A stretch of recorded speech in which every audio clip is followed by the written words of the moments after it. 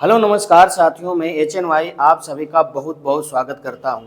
मेरे दोस्त मेरे भाई, आप सभी के बीच में हम नए नए न्यूज़ को, नए नए तरकीब को अपनाते हुए आप सभी की सेवाओं में अलग अलग फैक्टर देने की कोशिश करता हूं। और आदर्श क्लासेस की पूरी टीम आपके साथ लगी हुई है, क्योंकि हम लोग थोड़ा सा बीच में डिस्टर्ब थे। हम लोग का बोर्ड जो था वो प्रॉब्लम में आ गया था, इसीलिए थोड़ी सी तकलीफ थी। उस तकलीफ के लिए आप सभी के सामने मैं खेद प्रकट करता हूं।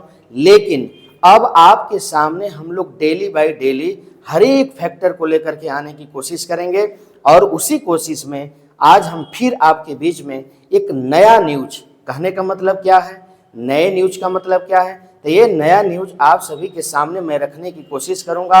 और वह नया न्यूज है हमारा बिहार। मतलब ये बिहार जो सदियों से लोकतंत्र की जननी है, ये बिहार जो सदियों से देश के लिए मरा है, मिटा है और आज़ादी में अपनी आहुति दी है। ये बिहार जो यूपीएससी बीपीएससी सारे फैक्टर में आपको पूरा का पूरा नंबर 1 पे यह स्थापित होता है। इस बिहार की गाथा को लेकर के थोड़ा मैं आपको परिचय देने की कोशिश करूंगा, तो आप हमारे साथ पूरे वीडियो के साथ अंत तक लगे रहेंगे। तब आपको बिल्कुल क्लियर समझ में आएगा कि हमारा जो फैक्ट था, हमारा जो तथ्य था आपके सामने पहुंचाने का, वो आपको कैसा लगा। तो साथियों, मैं आप सभी के बीच में यह जो तथ्य है ये हमारे बिहार के अंतर्गत है। और बिहार के अंदर नए राज्यपाल की नियुक्ति हो चुकी है। और वह नए राज्यपाल की नियुक्ति पूरे 26 वर्ष बाद हुई है। मतलब आप संकोच में होंगे कि 26 साल बाद हुई है, मतलब क्या? कहने का मतलब कि 26 साल के अंदर बिहार का कोई राज्यपाल नहीं बना? जी नहीं, बना। लेकिन मुस्लिम कास्ट का कोई राज्यपाल 26 वर्षों के अंदर बिहार में नहीं बना था। अब बने हैं 2024 में। तो आज उस राज्यपाल को भी मैं आपको बताने की कोशिश करूंगा और पूरे बिहार पर डिटेल्स देने की कोशिश करूंगा। तो आप हमारे स्क्रीन बोर्ड पे रहिए मेरे साथियों। ये मेरी कलम है, अब उठ गई है। मैं आपको पूरा फैक्ट समझाने की कोशिश करूंगा और आप समझिए इसको। देखिए जरा, देखिए ये हमारा बिहार है बाबू हो। ये क्या है? हम लोग का बिहार है। ये बिहार की धरती है और बिहार की धरती की तुलना कौन कर सकता है? बात हमारी समझिएगा। देखिए यहाँ पे स्थापना कब हुई थी दोस्त मेरे? तो 22 मार्च 1912 ये बिहार की स्थापना होती अंग्रेजों के काल में।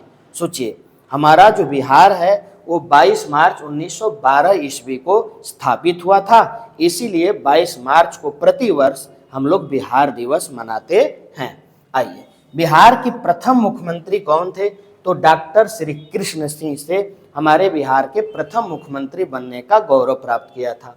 बिहार के प्रथम अगर राज्यपाल की बात किया जाए तो बिहार के प्रथम राज्यपाल जयराम दास दौलत राम थे। बिहार के जो प्रथम राज्यपाल थे वो कौन थे? तो जयराम दास दौलत राम थे। अगर आपको मैं बोलूं कि वर्तमान राज्यपाल, अब देखिए यहीं पर खेला हो गया, वर्तमान राज्यपाल कौन है? तो देखिए, वर्तमान राज्यपाल आरिफ मोहम्मद खान।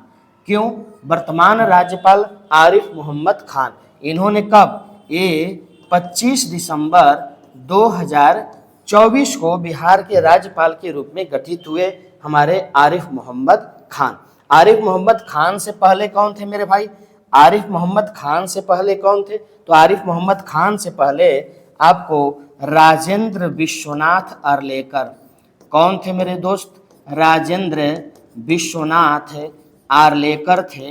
ये भी आपको समझना बड़ा जरूरी है, ठीक है। आरिफ मोहम्मद खान इससे पहले कहाँ के राज्यपाल थे? तो इससे पहले वो केरल के राज्यपाल थे। बात हमारी समझ रहे हैं? इससे पहले वो केरल के राज्यपाल थे, ये भी आपको जानकारी होना चाहिए।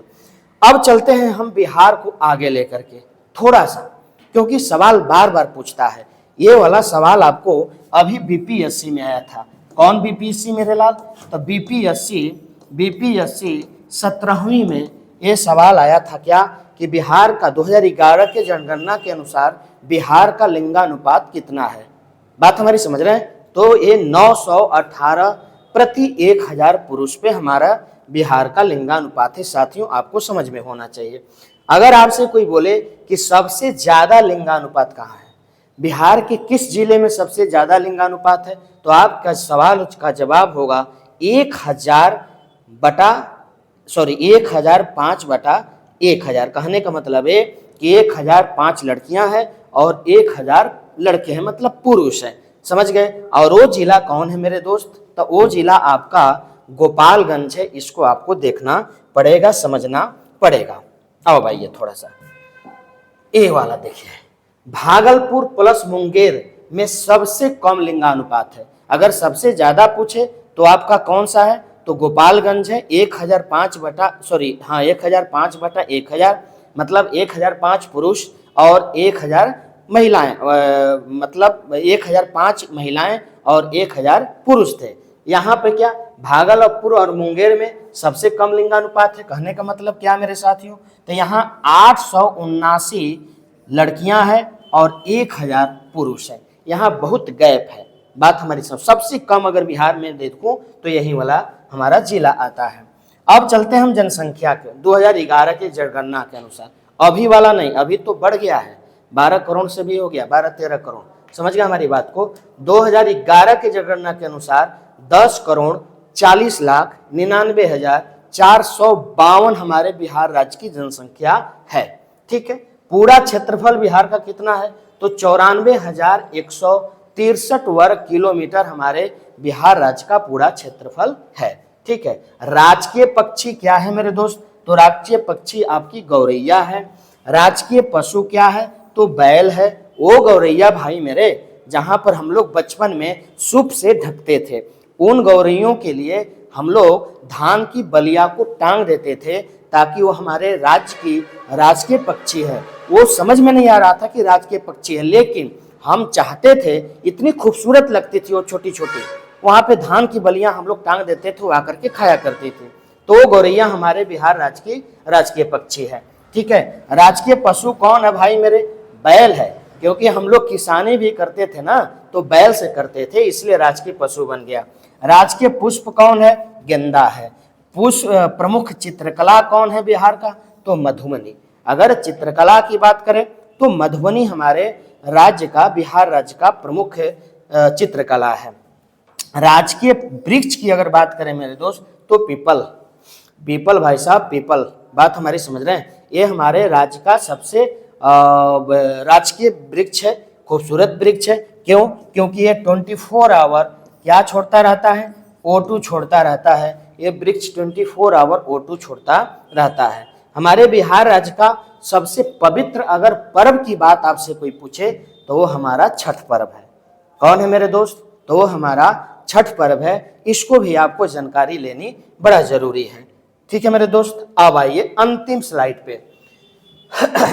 कुल जनसंख्या की दृष्टि से बिहार हमारे भारत का तीसरा राज्य है। बिहार हमारे भारत का तीसरा राज्य है। पहला राज्य कौन मेरे दोस्त? यूपी। दूसरा राज्य कौन है मेरे दोस्त? महाराष्ट्र। समझ गया हमारी बात को? दिमाग पर चढ़ा? तीसरा स्थान पे हमारा बिहार है जनसंख्या की दृष्टि से। पहला आपका उत्तर प्रदेश और दूसरा आपका महाराष्ट्र है। अब आइए लोकसभा की सीटों के अनुसार अगर हम देखें तो बिहार का स्थान चौथा है। लोकसभा सीटों के अनुसार अगर हम देखें तो बिहार का स्थान कौन है? चौथा है। ठीक है। अब आइए समझ में आई, यूपी किस नंबर पे है? 1 नंबर पे। कितने लोकसभा सीटों के अनुसार? 80 लोकसभा। महाराष्ट्र कितने पे है? 48 पे। पश्चिम बंगाल कितने पे है? 42 पे। बिहार अपना कितने पे है? तो भैया 40 पे। समझ गए हमारी बात को? तमिलनाडु कितने पे? 39 पे। छठे रैंक पे हमारा मध्य प्रदेश है, 29 रैंक पे। छठे रैंक पे हमारा मध्य प्रदेश है, 29 रैंक पे। अगर उसी टाइप से विधानसभा की भी गणना कीजिएगा आप तो एकदम सिलसिलेवार यही चीज होगी आपके सामने। पहला नंबर किसका? उत्तर प्रदेश का। दूसरा नंबर किसका? महाराष्ट्र का। बात हमारी समझ रहे हैं? तीसरा नंबर किसका? पश्चिम बंगाल का। चौथा नंबर किसका? अपने बिहार का। तमिलनाडु का 5वां और मध्य प्रदेश का 6ठा। क्योंकि आपके जनसंख्या की दृष्टिकोण से ही लोकसभा और विधानसभा की सीटों का आकलन किया जाता है। ठीक है। तो इसके आधार पर भी हमारा विधानसभा में भी हमारा जो बिहार है वो चौथे रैंक पे स्थापित है। तो ये बिहार है साथियों, और इस बिहार को हम अपने आंखों के तारों के रूप में संजोते हैं। और ये बिहार हमारी मिट्टी हमारी खूबसूरत है, भोजपुरी हमारी जान है, इसको हम बोलते हैं तो हमारे जिंदगी में एक मिठास अपनापन आता है। ठीक है। तो इसी के साथ मैं आप सभी से विदा लेता हूं। हमारी मुलाकात फिर आज शाम में होगी, ठीक 6:30 बजे लाइव क्लास में। आप जी के जीएस में जुड़िए दोस्त, आप सभी को मैं क्लियर रूप से सटीक विश्लेषण करते हुए आगे बढ़ूंगा। ठीक है, धन्यवाद, थैंक यू।